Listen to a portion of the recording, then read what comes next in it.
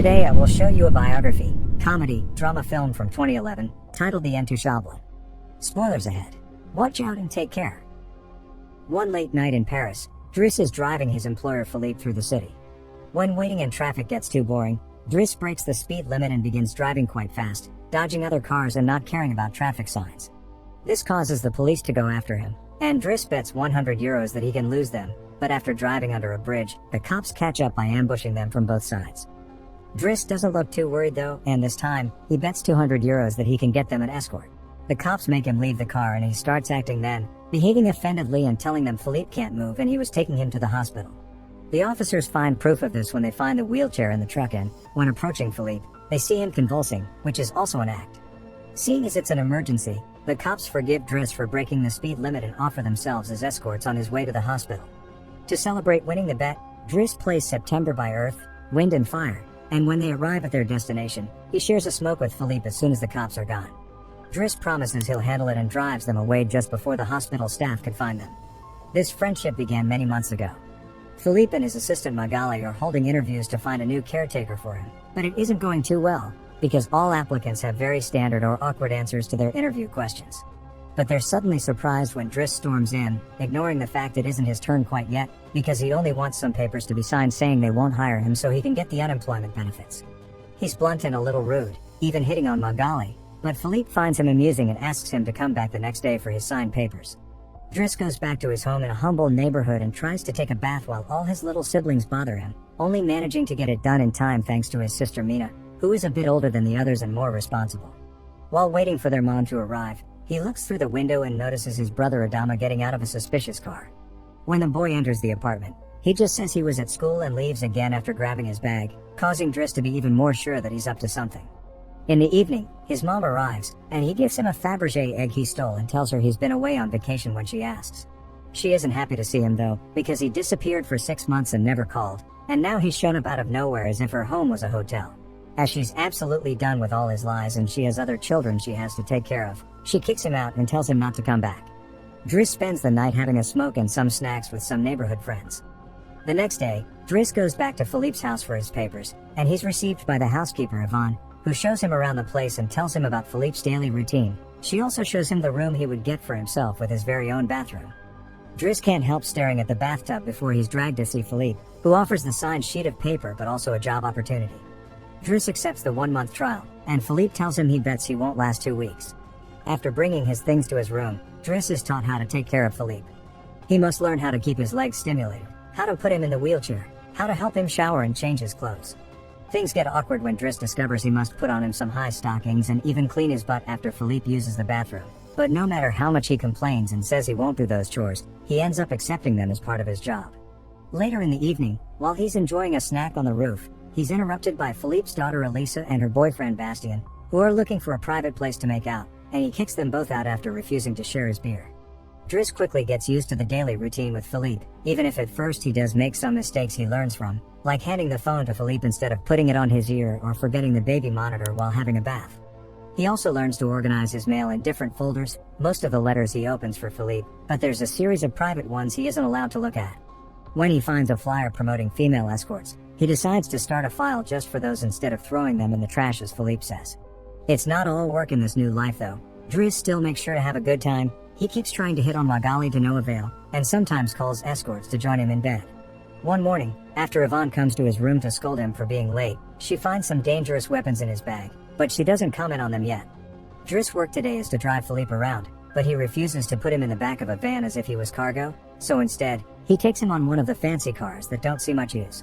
Philippe, who first thinks this isn't suitable and says they should be pragmatic, is soon getting excited at the idea of a faster, less boring ride, although Yvonne still disapproves. When they try to leave the building, there's a neighbor parked at their entrance, ignoring the sign on the door that says it's forbidden. Driss wastes no time and goes after the guy, grabbing him by the front of his shirt and threatening him until he moves the car. Philippe is impressed by his actions, but Yvonne, once again, disapproves. The pair goes to a museum, where Philippe is planning to buy a piece of artwork that Driss considers not worth the money because it's just a red blotch on the canvas. Afterward, Philippe meets with a relative of his, who tells him everyone is worried about Driss since he can be violent. He's also discovered he has a criminal record, but Philippe doesn't care. He appreciates Driss because he doesn't pity him and doesn't mind joking around with him. After another failed attempt at hitting on Magali, Driss has dinner with Yvonne in the kitchen while listening to Philippe dictate a letter to Magali. Claiming it's a private conversation, Yvonne turns off the baby monitor and proceeds to explain what's going on. Philippe is pen pals with a woman called Eleanor. Those are the letters he didn't let Driss open. But he's never met Eleanor in person. Their relationship is purely epistolary. Speaking of love, Driss teases Yvonne for the looks the gardener gives her all the time before going to bed. He's trying to sleep when he hears some weird sounds coming from the baby monitor. Philippe is having trouble breathing. Not being capable to ignore him even if he tries, Driss goes to his room and gently guides him through the attack with soothing words and a wet cloth to wipe his face. Philippe eventually falls asleep, only to wake up again moments later, saying he needs air. This time Driss doesn't hesitate. He puts Philippe on the wheelchair, covers him with blankets, and takes him out for a stroll by the river. This is the first time Philippe has seen Paris at night in a long time, and now he's more relaxed. He explains to Driss that the medicine can only do so much and he sometimes experiences phantom pain. When they see some girls walking by, Philippe also confesses he isn't capable of pleasuring a woman because of his situation, but he still can enjoy some satisfaction when he gets his ears massaged because they are sensitive zones. When the phantom pain threatens to appear again, Driss shares one of his joints with Philippe, who is skeptical at first but ends up loving it. Afterward, they go to a restaurant, where they joke around while sharing a meal, and Philippe decides to share more of his story. He met his wife when they were students, and shortly after they got married, she had 5 miscarriages and was diagnosed with an incurable, terminal illness. That's when they adopted Elisa. Philippe has always loved competitions, extreme sports, and speed, and a paraglider gave him that. It was during a paragliding session that bad weather caused him to crash and break his vertebrae, although he still thinks his real handicap isn't the chair but living without his wife.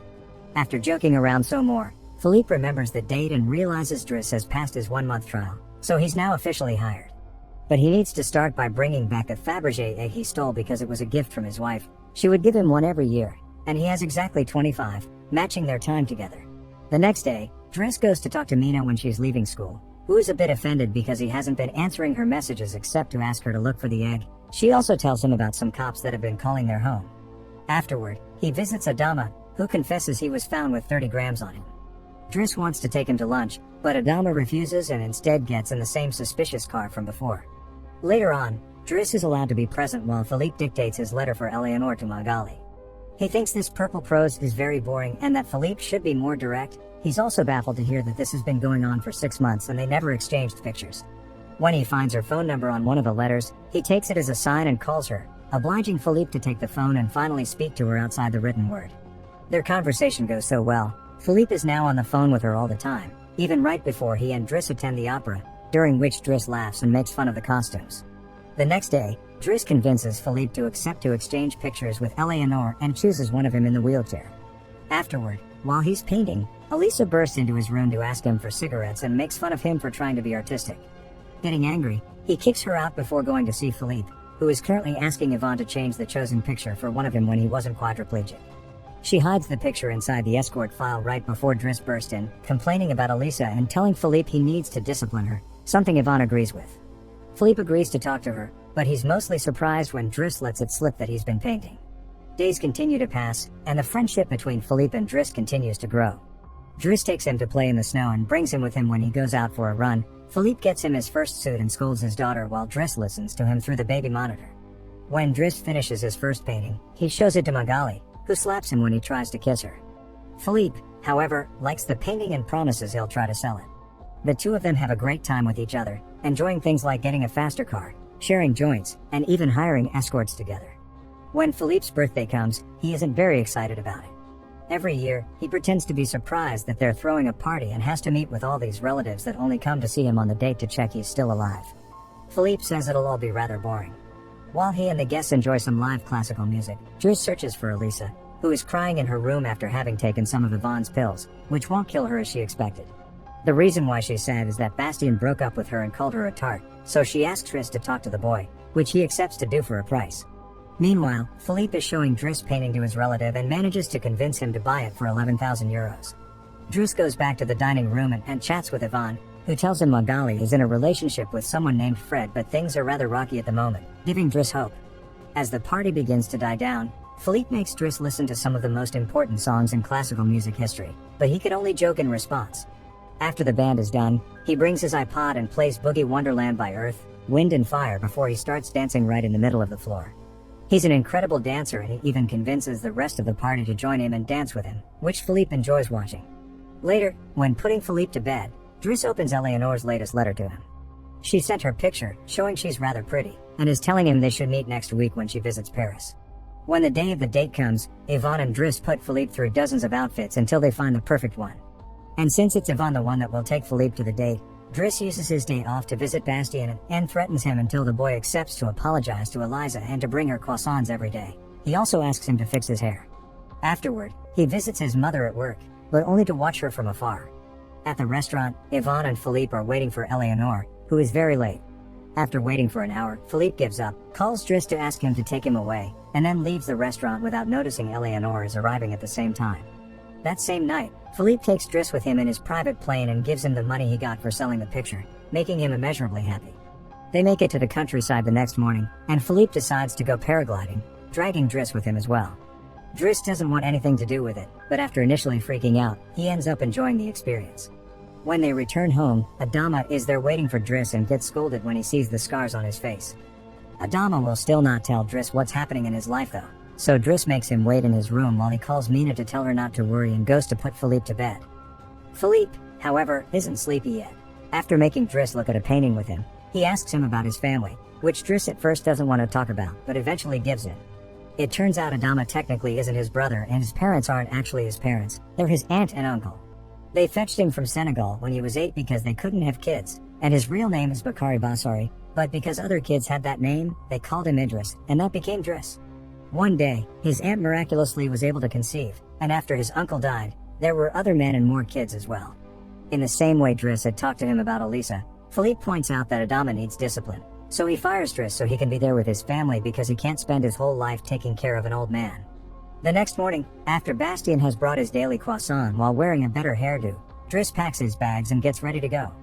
Magali comes to say her goodbyes, and when Driss tries to hit on her one last time, Magali introduces him to his significant other Fred, which is short for Frédéric. Turns out Magali isn't interested in men, and Driss gives up on the spot. On his way out of the house, he gives the baby monitor back to Yvonne and teases her for having lied to him about Magali just to mess with him. In return, she gives him the escort file he had started, and he's disappointed to find the picture he had chosen is hidden there. Driss throws away the file, but he keeps the photo for himself. Once outside, he finds a car once again blocking the entrance, so he asks him to move away even if he doesn't work there anymore. When Adama calls him out for it, Driss says it's a matter of principle. A few hours later, the two brothers go pick up their mother at the station while back at the house. Philippe is having his first dinner together with his new caretaker, who is stuffy and boring, and Philippe decides to leave him without even having a bite. Since Yvonne is out on a date with the gardener, nobody is there to scold him for it.